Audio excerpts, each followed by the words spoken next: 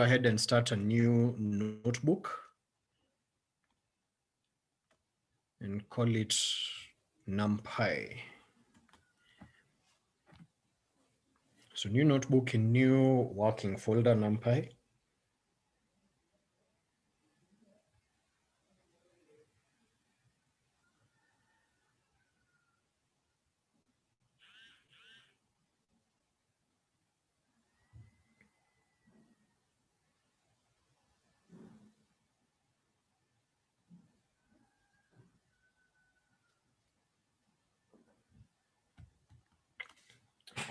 So NumPy, what we've done so far from the beginning has just been the core Python, looking at some of the basics of the language. You can do with that and maybe a few more slightly more advanced examples, concepts. You can do a lot.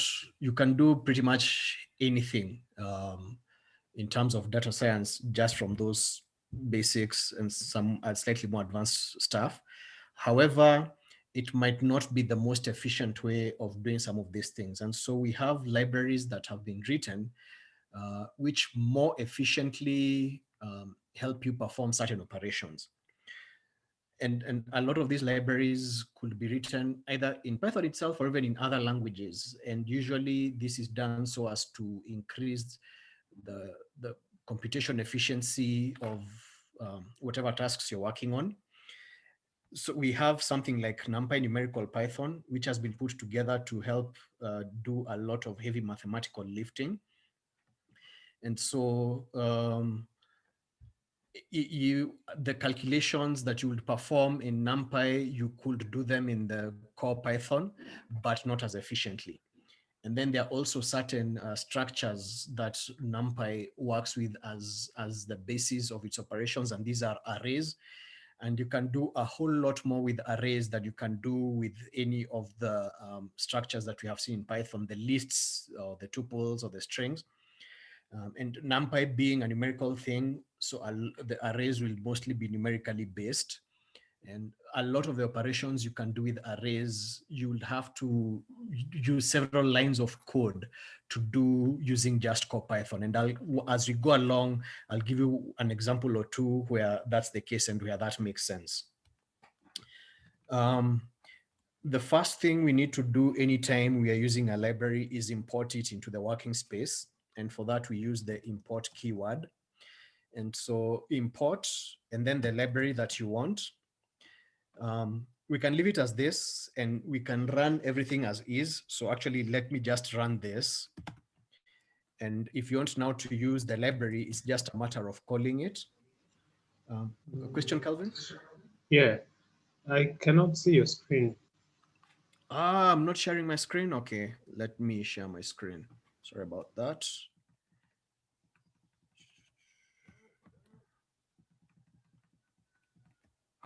Okay. Okay, seeing it now? Yeah, it's come up. Okay. So the first line was just import NumPy, run that. And then, so now if I want to use the library, it's just a matter of calling it and say I want to, the first thing I'm going to do is look at the version. And to look at the version of any library, it's the name of the library, a dot, 2 underscores, the word version, and then 2 underscores. So running that returns the version of NumPy that you're running on your system. Numbers might be different. Mine is showing that I'm running version 1.18.5. So that's the first thing I want to show you. However, you'll find that a lot of the times you might not want to leave it as this, just import NumPy and then NumPy.this, NumPy blah blah, for whatever operations you want to run. You want to use an alias, which will make your work easier in terms of typing so that you're not always typing the full name of the library. And when we come to some of the longer named libraries, you'll appreciate this. So usually we'll have an alias given to the library when we import it. So we use the keyword as, and NumPy by convention is imported as NP. So it is import NumPy as NP. So run that again. Then now if I rerun this NP, I get the same result. So anytime I'm running a function or a method belonging to NumPy, I just call the letters NP and I get the results in place. So import NumPy as NP and then now proceed from there.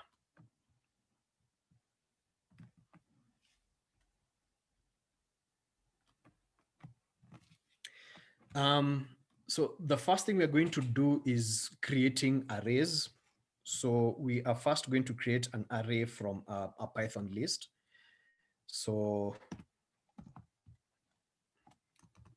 create arrays from Python list. So let's define our list. So a list, just 1, 2, 3 numbers. If I call a list, I get that back. And then if I do type a list, it shows that it's a list. So to convert this from a Python list to a NumPy array, you use the NumPy array method.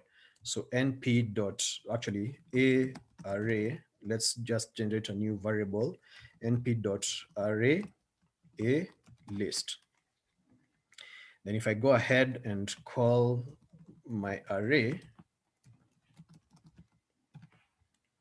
you see already it has the array word next to it. And then in the parentheses, it has the items themselves. I don't want to call it list, but the items themselves in square brackets.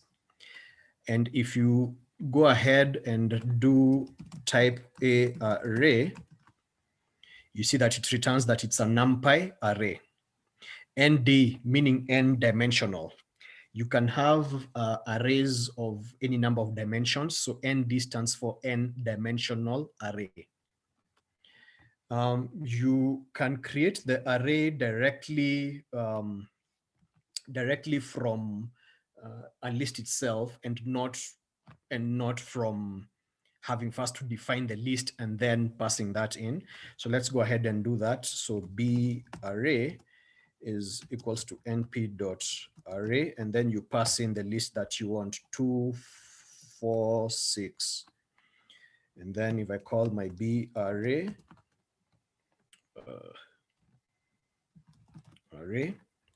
so I have my array in place. That's how I generate it from a list. Then you remember we said that we have lists, or you can have lists of lists. And lists of lists are basically multi-dimensional structures. So let's say C list is equals to, so we have our outer list and then we have our inner list. So 1, 2, 3.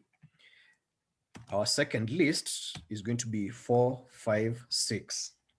So if we call our list, we have our list that is composed of 2 items, 1, 2, 3, and 4, 5, 6.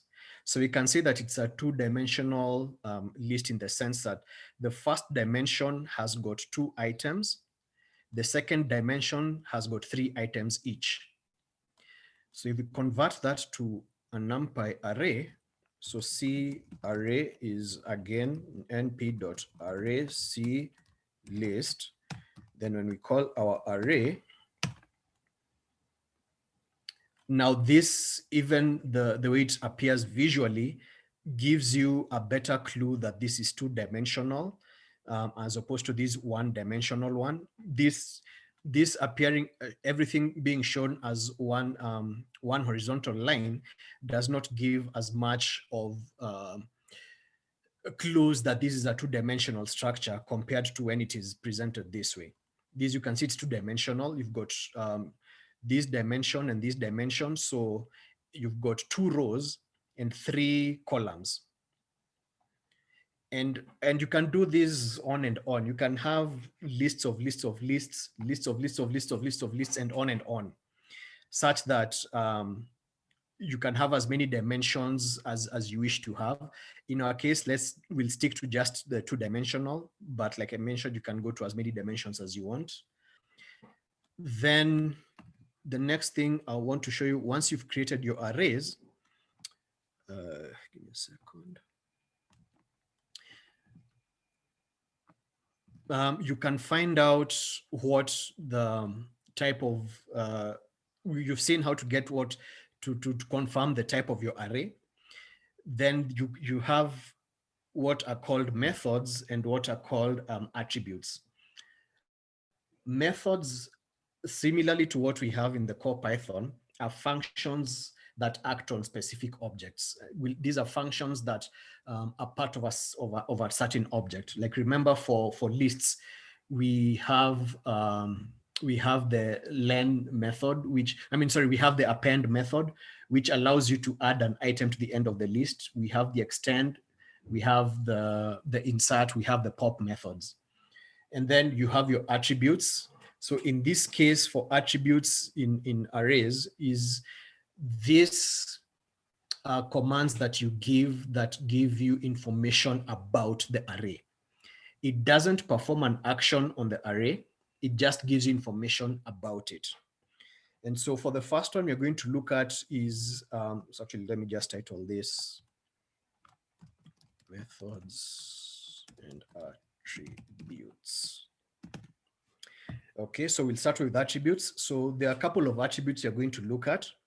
We have our array. So let's do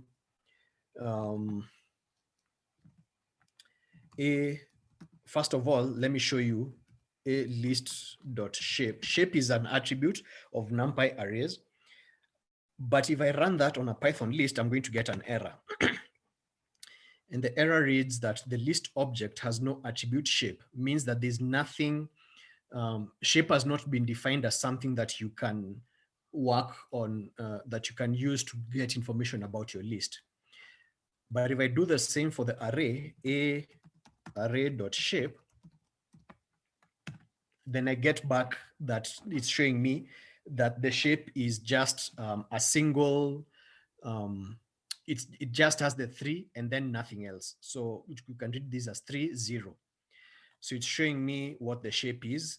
If I have an additional attribute, array.ending, which is number of dimensions, then it confirms that based on this, this is a 1-dimensional array. So the shape shows me what the shape of my array is. In this case, it is just one single entity, because it's only showing me the one number, and the ending shows me that it's a 1-dimensional array, which confirms that. But if I go ahead and do the same for the C array.shape, I get back that it is an array that has shape of two columns and 3 rows. And if you have additional dimensions, like if you go to 3 dimensions or 4 dimensions, it's going to go on and on. So it's going to be 2 of the first entity, 3 of the second entity, n of the third entity, m of the fourth entity, and on and on and on. In this case, I only have 2, and this being a 2-dimensional array, it only returns 2 numbers, that I have 2 of the first entity, in this case 2 columns, 2 rows, and 3 of the second entity, in this case 3 rows. Then if I look at C array.ending, it confirms that indeed I have a 2-dimensional array. Any questions on what we've covered so far?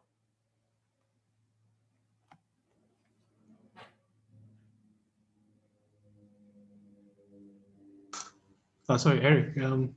For the C_array.shape, where it gives you the output 2, 3, the 2 is the rows and the 3 is the columns, yeah?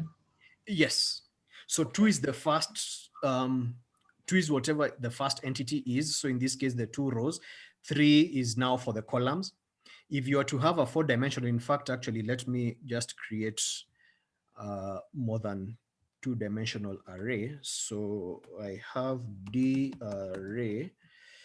I'm going to have lists of lists of lists. So there's my outer list, there's my inner list, and then within my inner list, I've got another inner list. So let me do 1, 2, and then 3, 4. So that is my first inner list. Then let me go to my second inner list. So I have that. And then I have 5, 6, and I have 7, 8. Okay, and then if I do D array, assuming I've not confused myself, D array is equals to np dot array that. Yeah, there you go. I didn't confuse myself. So here we have lists of lists of lists. We have our outer list, and then within that we have two lists, and then within each of those two lists we have two lists. So here we've got, when you look at it as an array, it looks like this. So you've got your outer element. Within the outer element, you've got two elements. Within each of those two elements, you've got an additional two elements. And then within each of those two elements, you've got two elements. So now if I go ahead and do the array dot shape, you see now I have two outer elements, two elements within each of them, and two elements within each of those. And then if I go ahead and do the array dot endim, you see that it is a three-dimensional array. So in this case, it's two blocks. For each block, I've got two rows, and for each row, I've got two columns. Does that make sense? It makes sense, but I have different outputs. I'm just trying to figure out what error I have. Just share your screen. I see what's going on. Let me see.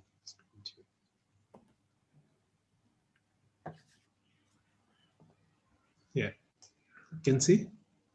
No, No, not yet. not yet. Okay. It's coming up.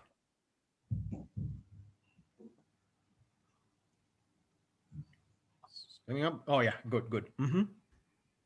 So I think I must have an error somewhere. I think I might have confused the brackets, the square brackets. Yeah, it's list. So we have the outer square brackets. And then we have the inner square bracket for that one. And then we have that and that and that and that. Okay, that's fine. You are missing an opening square bracket before the 5.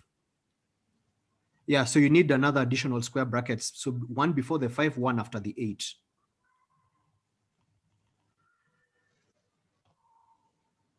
Okay, let me try. All right. You're missing, yeah, one more square bracket after the 8. Yeah, now run that. Yes. Wow. Yeah, it was the square brackets. Okay, thanks. You're welcome. Any other question from the others?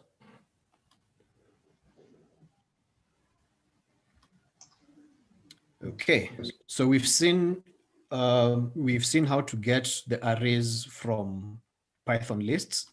We've looked at the attributes. We haven't gone into the methods yet. We'll do that a bit later, but we've looked at the attributes where you get the shape and the number of dimensions of your array.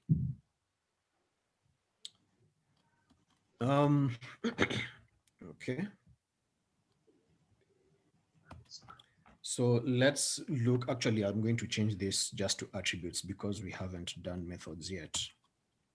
So just attributes. We'll look at methods later. So now creating arrays using built-in methods.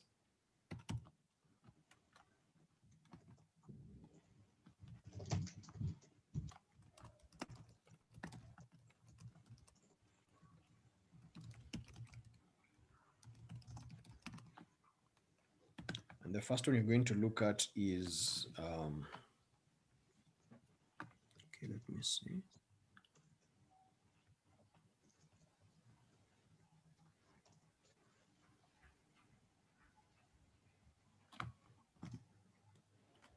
Well, we've already seen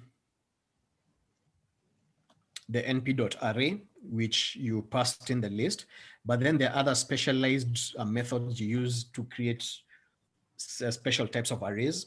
And the first one we're going to look at is called a range.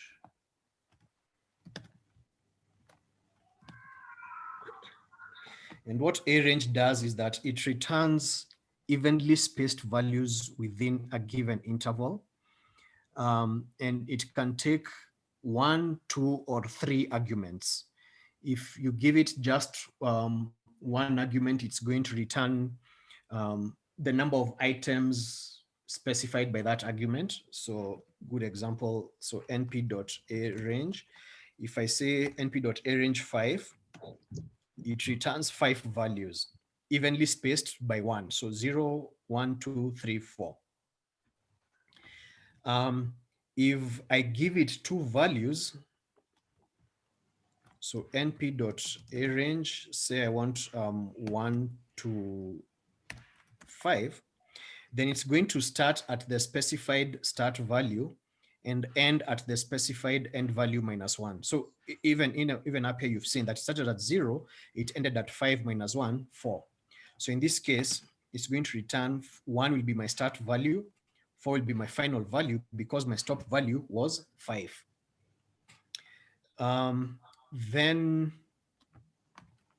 Then the other thing you can do is that you can add an additional third parameter, and this tells you what the interval is supposed to be.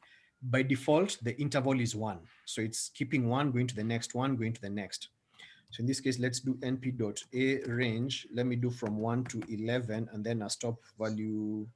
Actually, let me just run that first so that you can see that we have our values from 1 to 10 spaced by 1. If I do np.arange 1, 11, 2,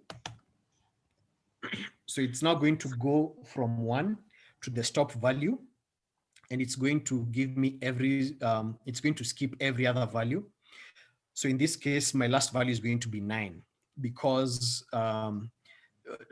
10 is 1 removed away from 9, and so that's not going to be removed. It's going to skip every other value.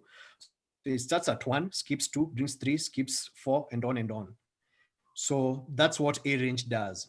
It returns an array of evenly spaced values. If you give just one number, it'll return the number of items less 1. So in this case, or rather, it's going to return that number of items, but start counting from 0.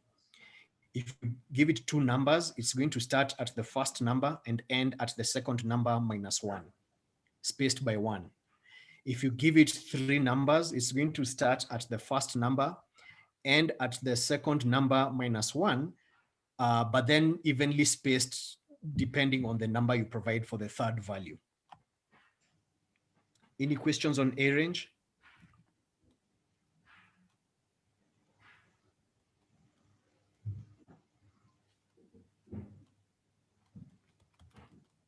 Okay. Then the next method I'm going to show you is called linspace.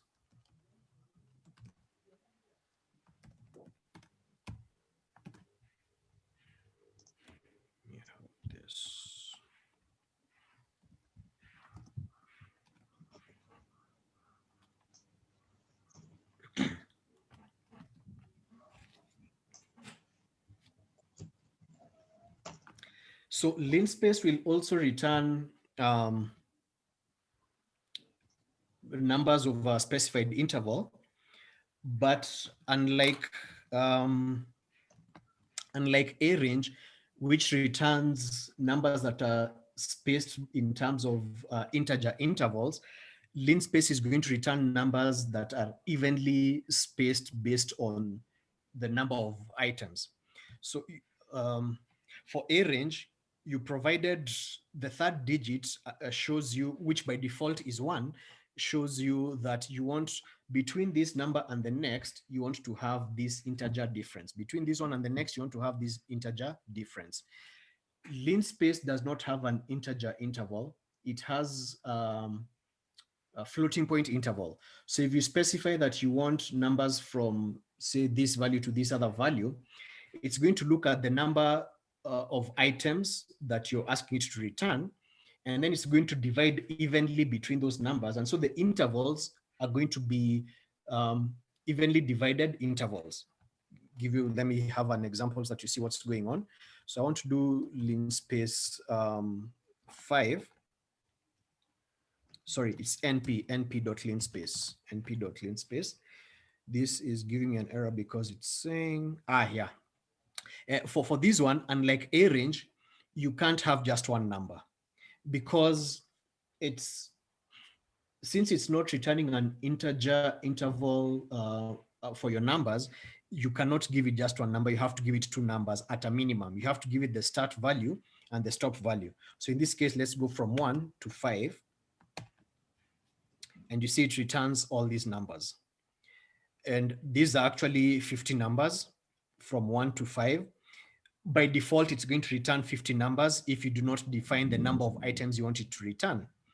So it looks at the interval between 1 to 5, and then it evenly divides so that you can find out what the interval needs to be between 1 and the next number, and on and on and on until it gets to 5. So if I add an additional number, so that instead of returning 50 numbers, I say I want it to return 10 numbers. So I add 10, and it returns the numbers from 1 to 5, but then it has split up into 10 different numbers, and then there's an interval between each number that is equal throughout.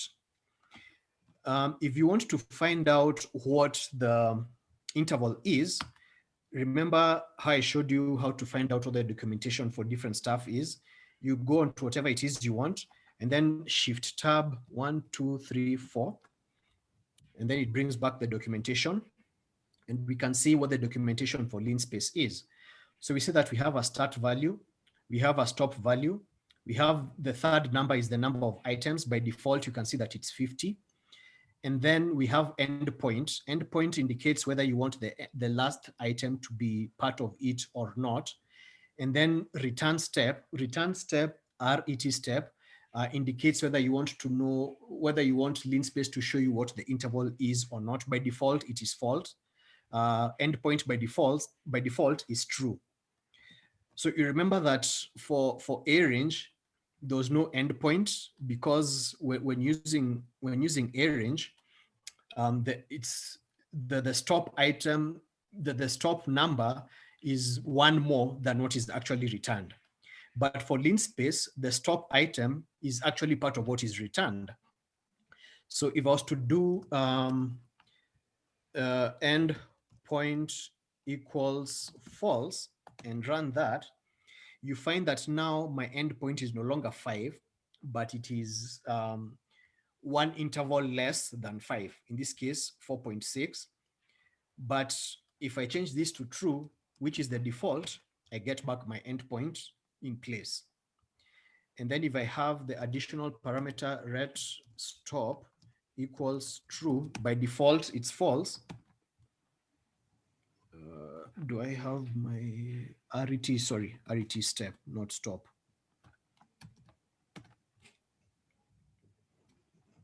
It now shows what my step value is down here. So my step value is 0.444. If I was to change this back to the default value of 50 steps, it shows now that my step is 0.08. So that is what linspace does. You give it a start value and an end value. By default, it's going to return 50 values. If you add an additional parameter, the third number, is going to return that number of items evenly divided between them. And then if you do the red step, it's going to show you what that division is. So let me go back to, let me say 15. Missing a comma. So for 15 items between 1 and 5, my interval is 0.2857. Any question?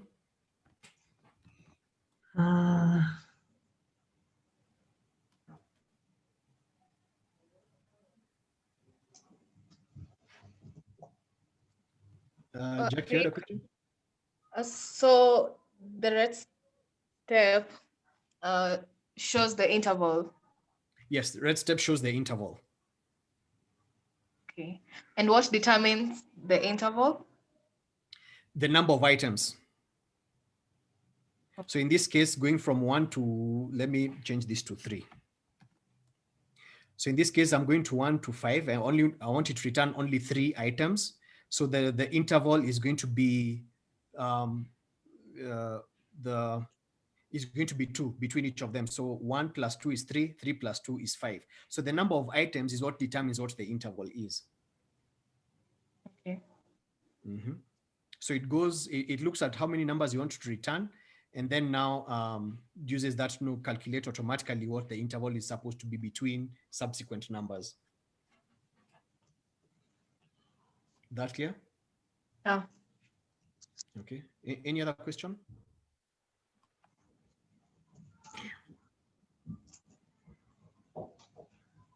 So we've looked at the two methods, arange and linspace.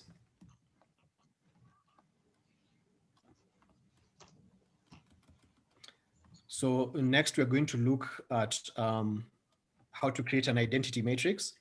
And you remember an identity matrix is one that has zeros everywhere except for the diagonals, which are all ones. So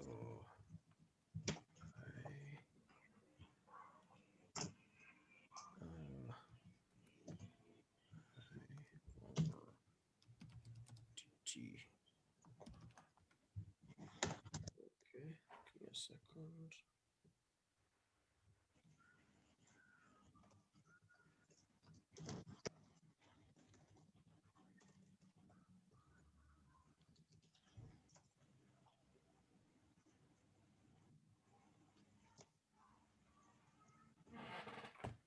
So I or identity.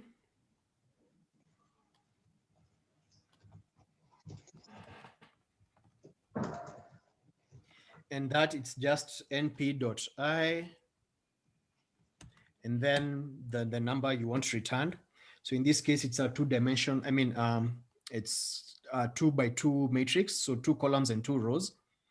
And if I change this to a different value, so 5, it'll bring a 5x5 matrix. So all zeros except for the diagonals. And it's the same thing with identity. So np.identity 3, which use is up to you because both do the exact same thing. Then after that, we have the zeros and the ones.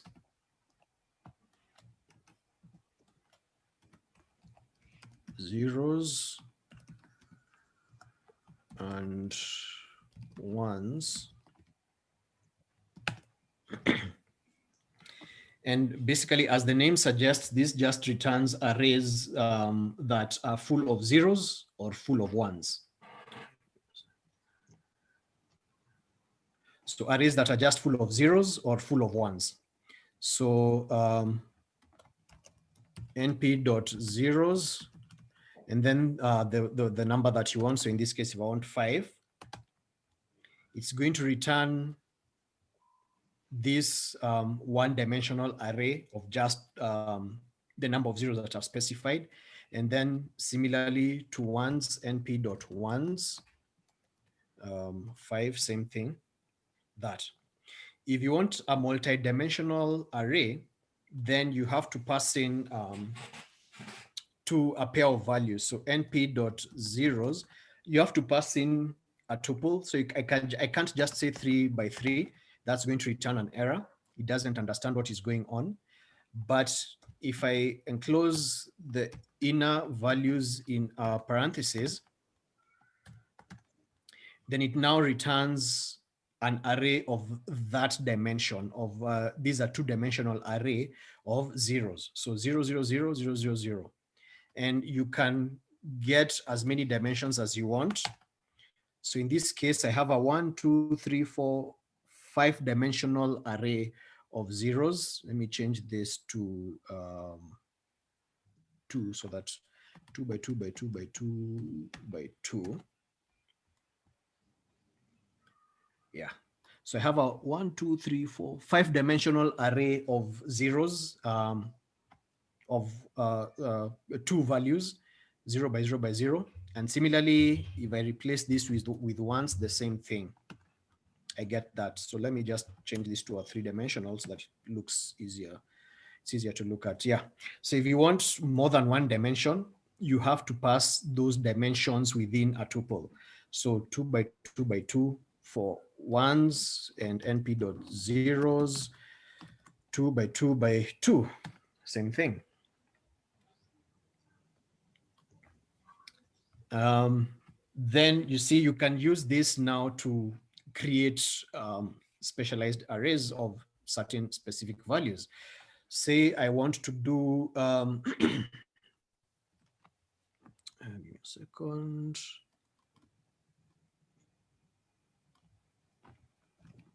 Say I want an array full of a certain specific number. So I can do np.ones 2 by 2 and then plus 3.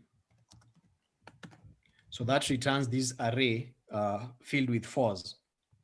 But you'll notice that the numbers all have the decimal place, which means that these are floating point numbers. These are not integers.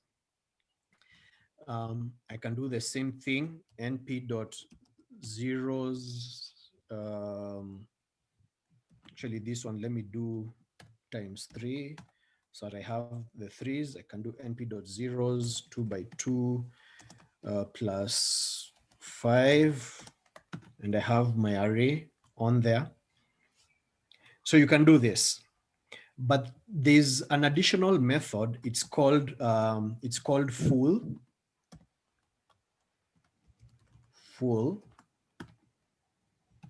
And this lets you create a certain array that is filled by a certain specific number. So np.full, if I do just a single number, okay, it needs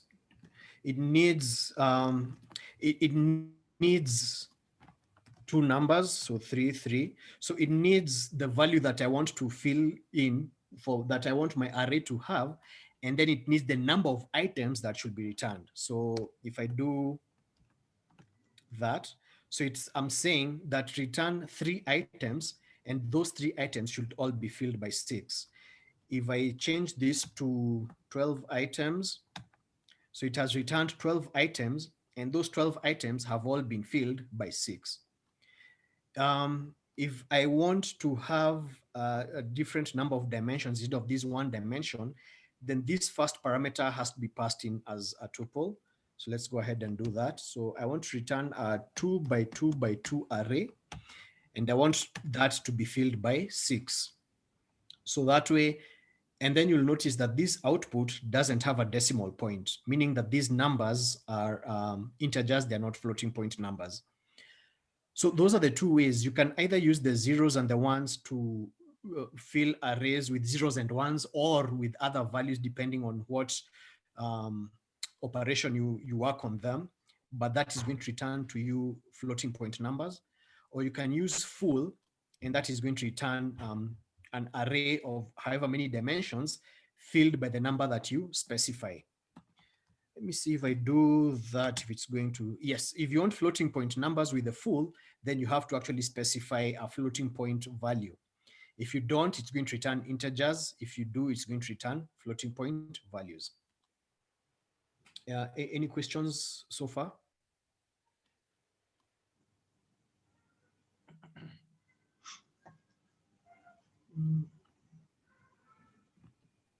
No, not really, just taking it in.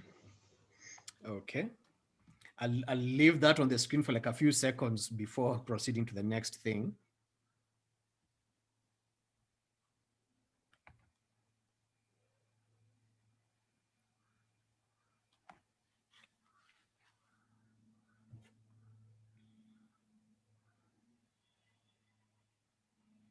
Eric, Yes. I think the 2 by 2 by 2 array is not clear for me. This one 2 NP by 2. zeros. Oh, is it the three-dimensional array? Yeah, yeah. Oh, so like in cell 20.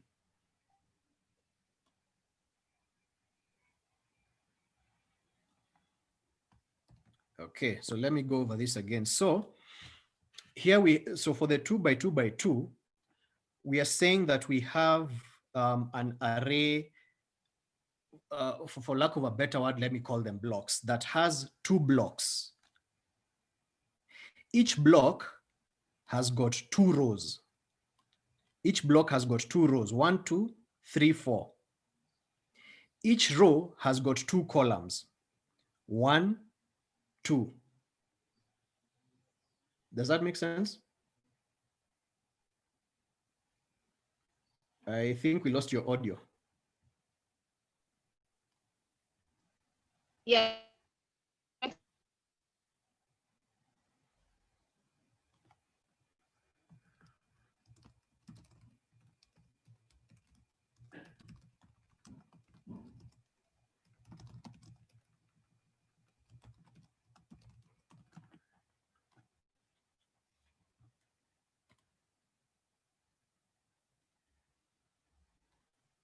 Ah, okay, good, good. Good. Okay, any other question?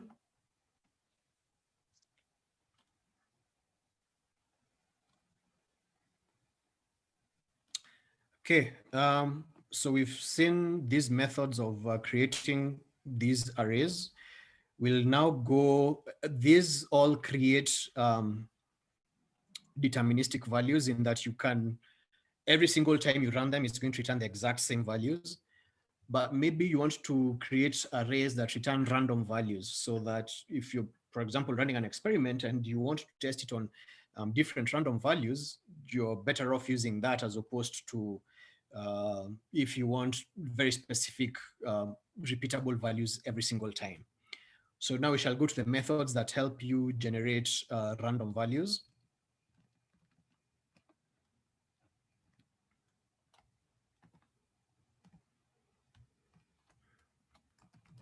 Random valued arrays. And for this, the root method we use is going to be rand.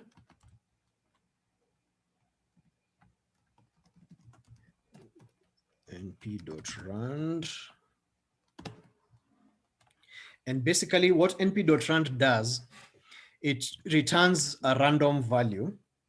So it's actually np.random.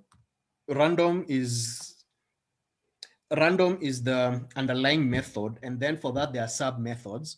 So rand is the first one we shall look at, and running that, it returns a random value. And every time I run it, you'll see it returns a different random value. So that's what np.rand does. If I pass in, and it by default, without anything, it returns just the one value. If I pass in a number, it's going to return an array of 2 values, random, every single time I run it, a one-dimensional array. If I want a 2 or more dimensional array, I'll have to pass in a tuple. Oh, sorry, it's not a tuple that I pass in. In this case, I can just pass in 2 different numbers. So in this case, I want it to return a 2-dimensional array. So every time I run it, it returns this 2-dimensional array, 2 rows and 2 columns, random values every single time. For additional dimensions, I just add in whatever values I want. So in this case, I'm returning a 4-dimensional array of different values every single time. So that's the rand method. Actually, this is supposed to be np.random.rand. Yeah. Okay.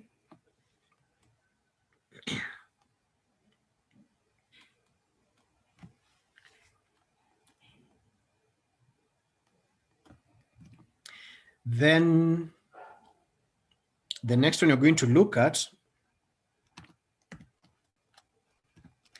p.random.rand n. Second.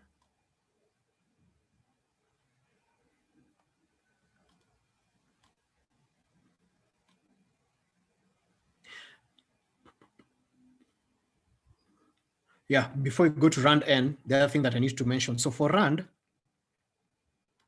so it returns values between 0 and 1. When we ran it, let me change this back to just a 2-dimensional array. You notice that the values never went above 1 or never got to 1. So it returns values from 0 to 1, 1 exclusive. So it's going to go from 0 to numbers less than 1. And it returns a uniformly distributed set of numbers. By uniformly distributed, I mean when you look like at a plot of this kind of an array of numbers generated with this method, it's almost like there's the numbers have an equal chance of coming up. It's like you can draw like almost a straight line at the edge of at the top edge of that curve. And a practical example of where you will have this kind of distribution in real life is the roll of dice or picking cards from a pack of 52 playing cards, that there's an equal, or flipping a coin. For a coin, there's a 50-50 chance you can either flip heads or tail. For a dice, there's a 1 in 6 chance that you can get any one of the 6 numbers. For cards, there's a 1 in 52 chance that you can pick any one of the cards. So this, but that's a chance that is equal throughout. So every time I pick a card, I could pick any one of the 52. And if I was to try and do that like a million times, then the distribution will result such that each of those cards I would have picked up at least one time or more, in there being an equal chance of me to do that. Or flipping coins. If I flip coins like a million times, then chances are 500 times I might flip heads, 500 times I might flip tails. So that's now where the rand comes in, giving distribution. This next one that you're going to look at, rand n, gives you a normal distribution. And for normal distribution is where you have situations where the chance of something happening is random. You don't have like an even chance of something happening. If you're to look at a population of 100,000 school children between the ages of 6 and 10, and you measure their heights, then you're not guaranteed that all of them that all the heights represented between that age bracket is going to be have an equal chance of being the case. And so you've seen, like, for the normal curves, where you have the bell curve, where you've got very few on the lower end, very few on the higher end, but majority in the middle. So that the rand n generates that kind of distribution, where it follows the normal bell curve, very few in the beginning, very few in the end, majority in the middle. That's the difference between the rand and the rand n. So let's go ahead and generate some numbers using the rand n. So np.random.rand n, and again, without any value, it returns random numbers. And this one is going to return, let me just specify.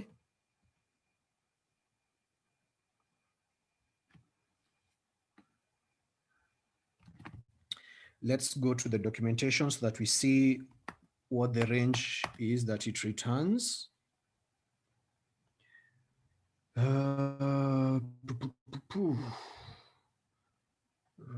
This is not rand n. Yeah, normally distributed values, but it doesn't say. It doesn't say what the range is. So I think it goes from negative, if I'm not mistaken, from -2 to 2, but let's just see. It goes beyond that. So I'll have to confirm with the documentation. Actually, let's just go ahead and do that. numpy.org.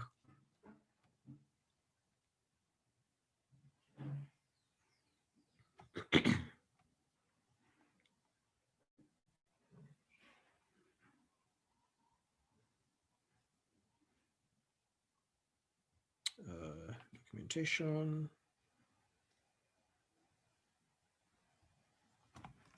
Rand n.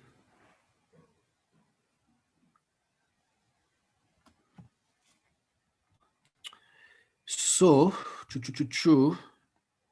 returns a sample from the standard normal distribution. Parameters is that.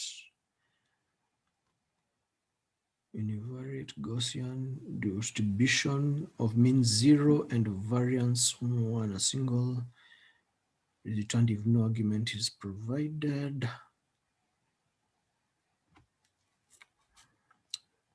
Okay, it's showing that the mean is 0 and the variance is 1, meaning it goes from -1 to 1. But we've seen that we've gotten a -2. So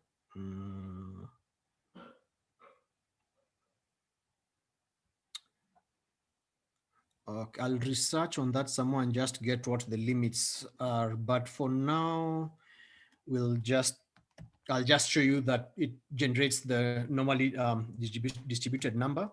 And like for Rand, you can specify, I want it to return 3 values. It's going to return an array of those 3 values. And if I add an additional parameter, then it's going to return an array of that number of dimensions with that number of values. So in this case, 3 by 3 by 3. So it's going to return for each. So the first dimension will return 3 rows with 3 columns each, and then there's going to be 3 blocks of that. So, and every single time I run it, it's going to return a different number. When we go into visualization, you're going to see that we're going to use something like this to generate numbers that will help us illustrate a histogram. And at that point, you're going to see that this does indeed bring about that bell curve that we're talking about. Whereas for the RAND, it just returns a uniformly distributed function. So whatever graph is returned, the numbers will almost have an equal chance of being shown. And so instead of the bell curve, you'll have like a rectangle. So that is Rand and Rand N. Any questions?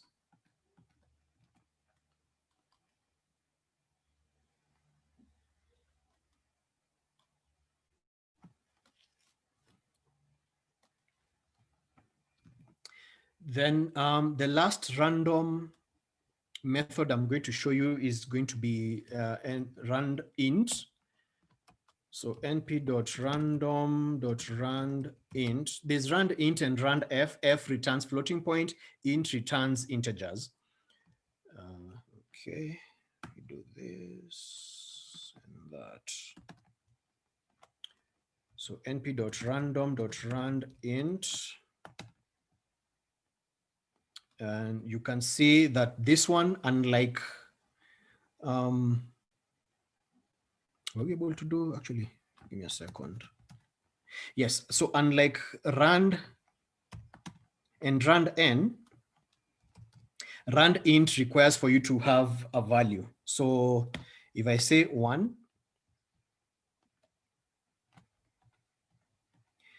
so now what happens is that it's returning 0 because it's returning an integer all the way to whatever value I've specified -1.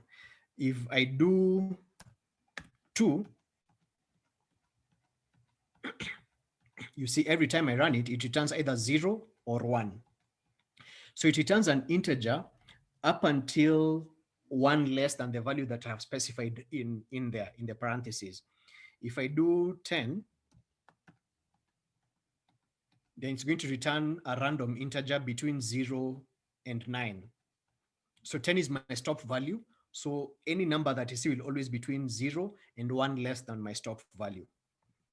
So that's what that does. If I add an additional number, so say I want to return 10, 20.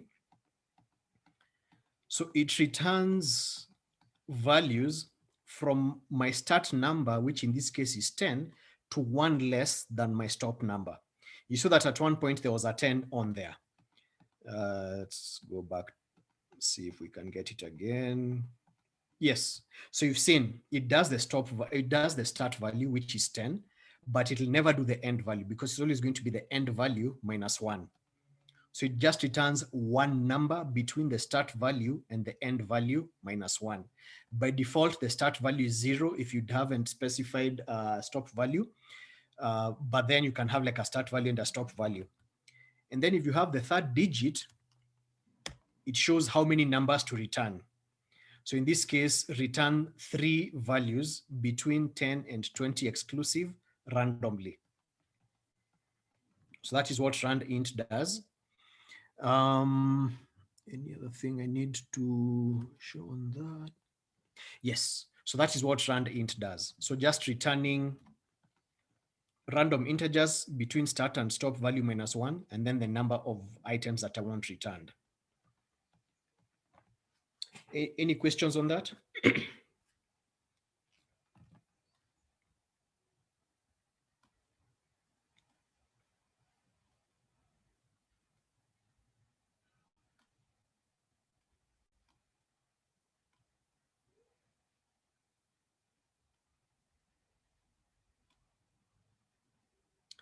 I think I'm going to go into the array methods. And that's the last thing we're going to touch on from today. And then now next week, we shall look at now the indexing, the slicing through arrays and things like that. So now let's look at methods.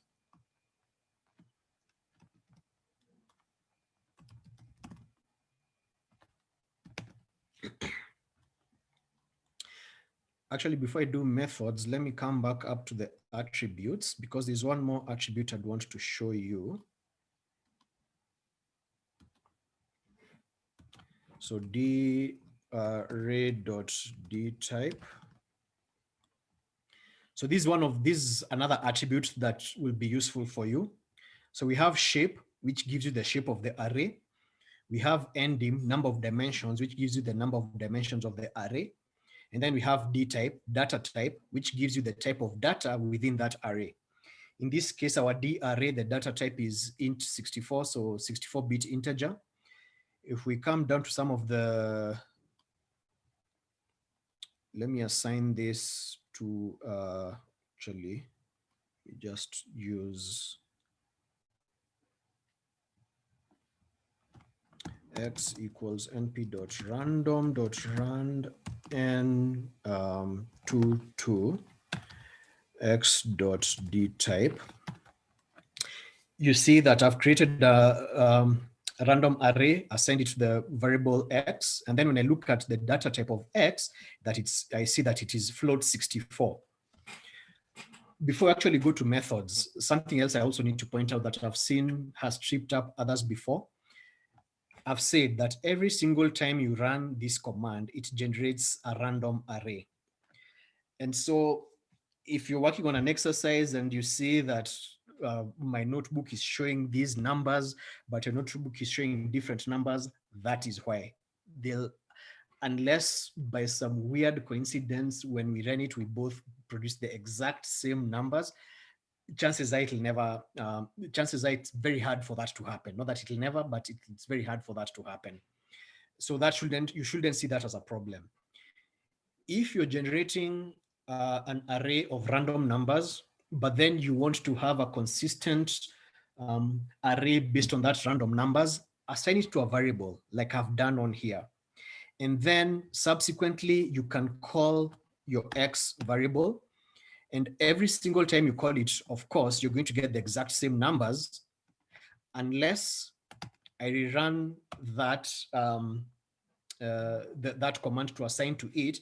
And then, of course, you see I have 0.8, negative 0.8, negative 0.01. but the new values are different. So generate the array randomly, assign it to a variable, and then use that variable in subsequent computations or whatever it is you need. So let's now go to the methods.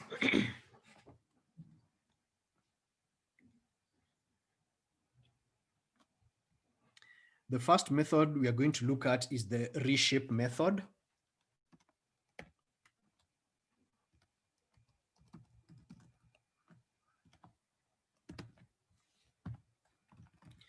So I shall redefine this to be, what do I want? No, let me just leave that as that. Let me use something else here. Random y array is equals to run np.random.rand int. Let me do 10, 100, 50 numbers. No, let me just leave it at this, 10, 100. Yeah, let me do 50 numbers. 50 numbers, then y array. So I have my array of 50 numbers between 10 and 100. Let's go ahead and use the attributes to, so y array dot shape, y array dot ndim, y array dot d type. So it has 50 elements, 50/0, showing that it's a one-dimensional array, and we have integers in there. What reshape helps you do is that it helps you reshape from one dimension to another dimension. So you do it's y array dot reshape. So in this case, if I want to go from a one-dimensional to a two-dimensional array, say I want to have 2 rows of 25 numbers each, so I'd have to do 225. Actually, for instructions, let me change this to a number that is has more than, let me change that to 60. So let me do 230. So rerun that.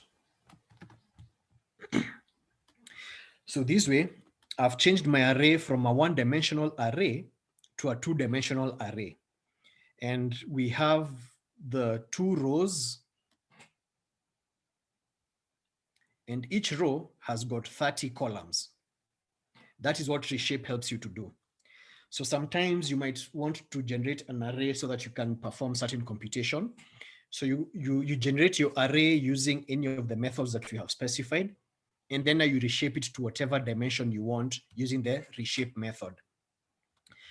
But one thing I need to point out is that you can only reshape it to a dimension that is compatible with the number of elements in place. So in this case, my number of elements are 30. And so I can reshape it to a dimension of 2 rows by 30 columns, or 30 columns by 2 rows, whichever the case is. 2 times 30 is 60. So the total number of elements based on your dimensions should be equal to the number of elements in your original array. If I was to do y array dot reshape and then 2 by 34, that will return an error, because it says that you cannot reshape a size of an array of size 60 into this shape, because this results into 68 elements. Or if I was to do even less than that, so say 25, same thing. It's saying that I'm trying to fit 50 elements into an I'm trying to resize an array with 60 elements into an array with 50 elements. So that is going to be will return an error. But if I do y array dot reshape 415, 4 times 15 is 60. So that's going to return the number of items that I need. So always make sure that the dimensions you're changing into are compatible with the number of elements in your array.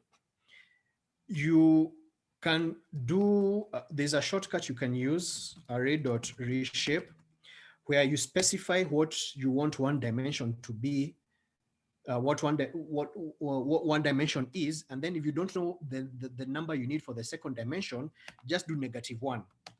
And NumPy will automatically know that you want a dimension, an array of dimension 2, and then it automatically fills in the second number to give you the number of items needed to do that reshaping. But then again, it has to be a number that will generate that for you. Because if I now do 7, -1, I get an error because 7 is not a multiple of 60. And so I can't get, Python is going to say that it will not generate an array with dimension where one of the dimensions is 7 because 60 cannot divide 7. So it has to be a number that is divisible. Let's go to 5 and I get back my array. And this works with multiple dimensions as well. So say 5, -1, -1, that's going to be an error. Oh, I mean, you can only specify one unknown dimension. So in this case, I'd have to do say 5, 5, 2, will that give me something? Yes, it will. It will give me an array of 5 blocks, 2 rows in each block, and 1, 2, 3, 4, 5, 6 columns in each row. So that's how you can do you can use the reshape method to reshape your arrays. So this is the same as just specifying 5 to 6. It'll give me the same result. So that is what reshape does. Any question?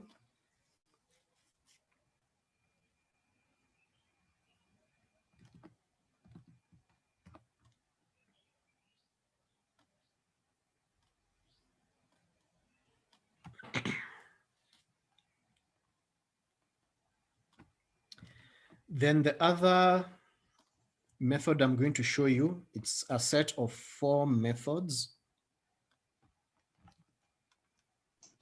One moment, Eric. Yes.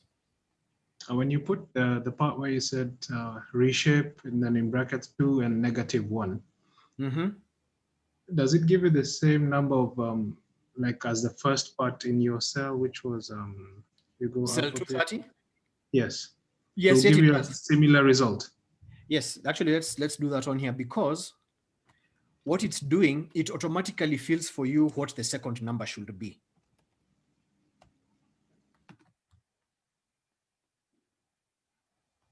It automatically knows that for an array with the first dimension 2, then the second dimension is to be 30. So it automatically does that for you. Okay, so you get similar results unless you run the array again, which will give you a different set of numbers. Yes, unless you redefine the array up here. But All so right. long as once you've defined the array, all subsequent operations with that variable will give you the exact same numbers. Okay. Okay. Then so we have the min,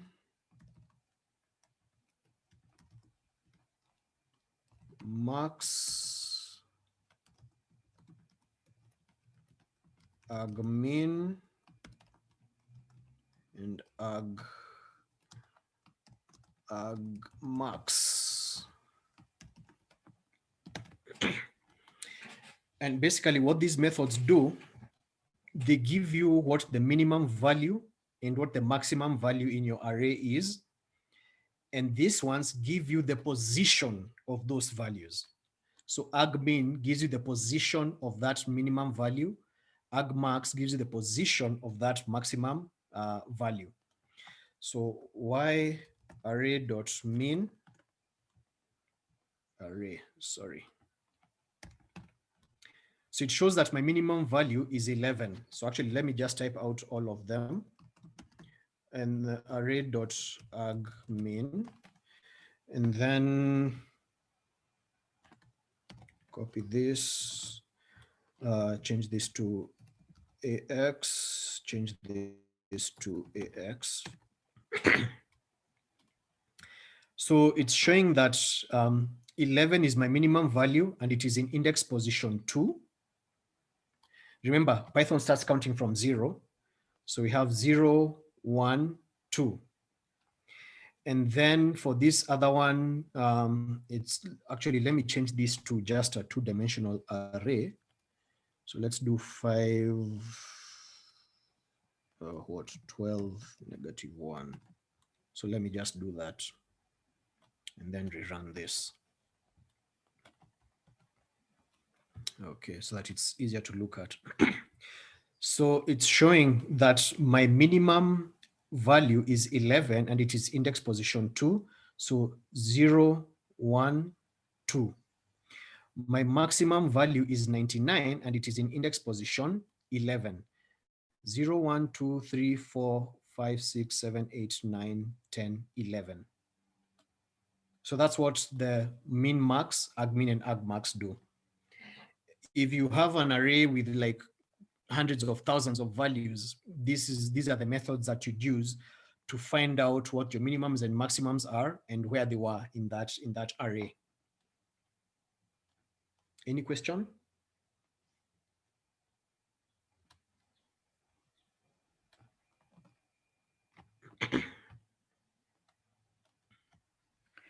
Okay. Just one moment, Eric. I'm looking at yours where it says, okay, so the minimum value there is 11 and it's in position 2. How, like, when I'm looking at your array at the top there, where I'm seeing 11 is on the first row on the third column. Is there a way for us to identify why that is position 2? It starts counting. So the first item is the first row, first column is 0. So it's 0, 1, 2, 3, 4. And then back to the left, 5, 6, 7, 8. So the first item, first row is position 0. Okay. So you count to the right, go back left, count to the right again, go back left, and on and on. Okay, sawa. Okay. Then give me a second.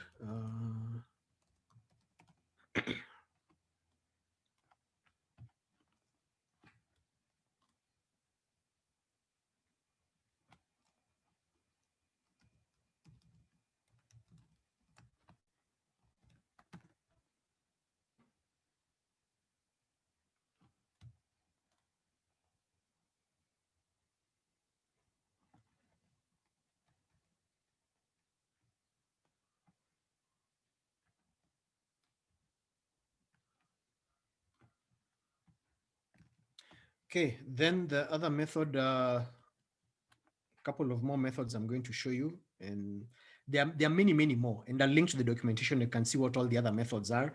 So this is just a brief introduction to some of them.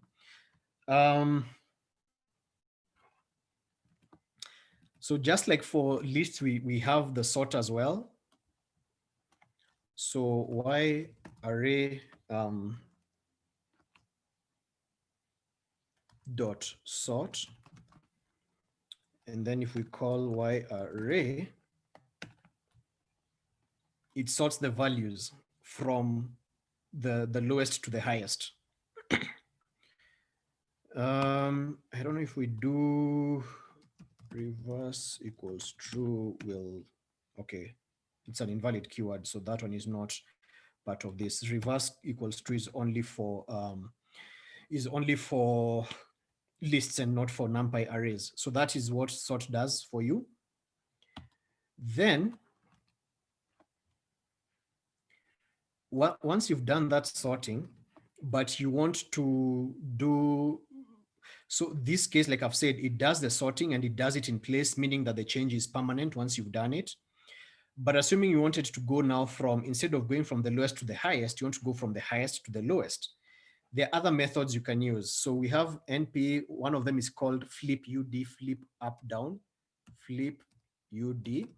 And then now we can pass in the array that we want. And when we run that, it now flips the order for us. And we go now from the highest value to the lowest value. There are a number of other methods. There's flip LR, flip left, right. There's flip, there's np dot rot, rotate, which helps you to rotate your array if you want to rotate the, to go from So you have, actually, let me just get a simple array. So n x equals np dot a range. Let's do what? 4 dot reshape to okay x. So I have that array in place. Then I want to do np dot rot x. It needs a positional rot. Is it rot 90? I think is what it is. Yes, rot 90. So we have our array 0, 1, 2, 3. But if I want to rotate it by 90 degrees, then I use this np.rot 90. So now this 1 comes here, 3 comes to the top, 2 goes to the right, 0 comes down. So this is another method that you can use to rotate your arrays. For you might have a reason where you have to do this. So this is a method that does that. So these are just some of the methods that we have. I'll link the documentation when I'm sharing the notebook, and you can go and you can see the tons of other methods there are. We're not going to go through all of them, but just I introduced you to some of the ones that you might see a lot more of, at least in the subsequent work that will come. We shall use reshape for some stuff. It'll be good to know minimum and maximum values and their positions. So these are sort of good to know. But some of these others will be on a case-by-case basis, where you come to a specific situation where you need to do something on your array. Then you can go and go through the documentation and find out if it can do that, and get now the specific method that allows you to do that. You see anything else I'm missing? Yeah. And I think I'm going to stop there for now, unless anybody has any questions.